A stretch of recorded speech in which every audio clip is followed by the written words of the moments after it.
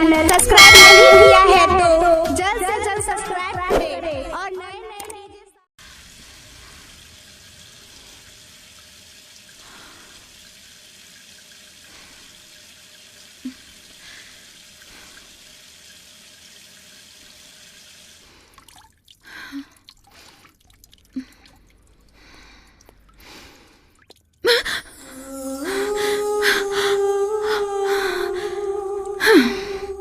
रात भर सूते न देला, दिन में भी ख्वाब बन के मत सतावा।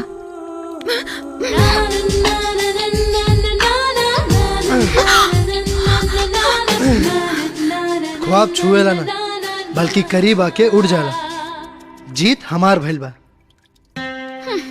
मोजोर और चोर बन के तो तू आ गई बाड़ा, लेकिन हमार एक शोर मचैला से तू अपना पैर पे यहाँ से वापस ना जा पाई बा। डर तो ओकरा लागेला जगरा जान के परवाह होला, और हमर जान तोहरा खातिर कुर्बान हो गइल बा। वैसे एगो बात बतावा, घमंड और अकड़ के वजह तू बाड़ू कि तोहर भाई लोग? हमार भाई लोग। अच्छा ठीक बा, तो उनका आंख में आंख डाल के सामने से गुजरे। ठीक बा, गुजर के दिखा दा। इस दुनिया से गुजरे से पहले तक हम तोहार घर में नौकरानी बन के नौकर के काम करब। तैयार रही है। और बहनोई के सोना चांदी से ज्यादा इज्जत प्यारा बा।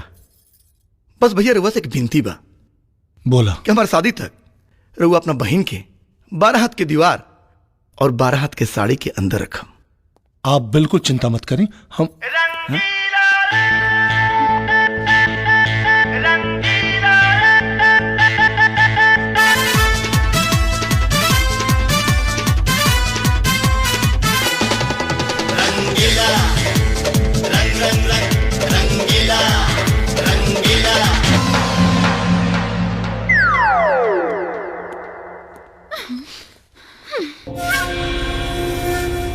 बाय द वे ये के रहे?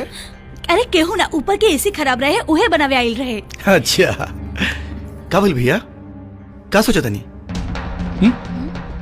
ना कुछ ना, बस यह सोचत रही कि हम कितना खुशनसीब बाड़ी कि हमरा के रउआ जैसन बहनोई मिलल, जगरा के हमार दौलत ना बहन और इज्जत से प्यार। इतना और बड़प्पन बा। अरे माई, खाना निकाल, बहुत बड़ काम का क्या बानी। अरे तू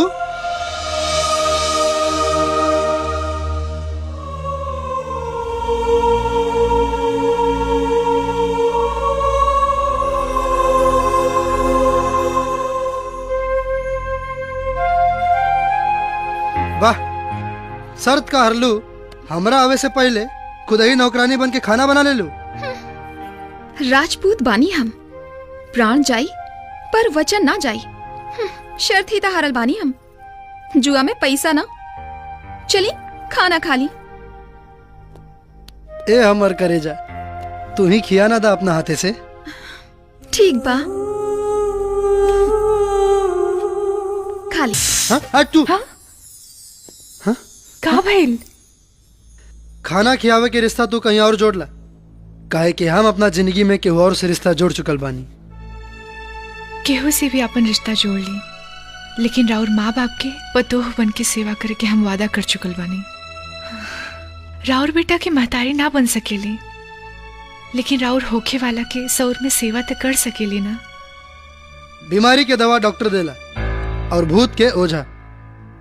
आपन दुख गलत जगह सुनाओ तारू, कौनो फायदा नहीं है। अगर आपने अभी तक हमारे YouTube चैनल सब्सक्राइब नहीं किया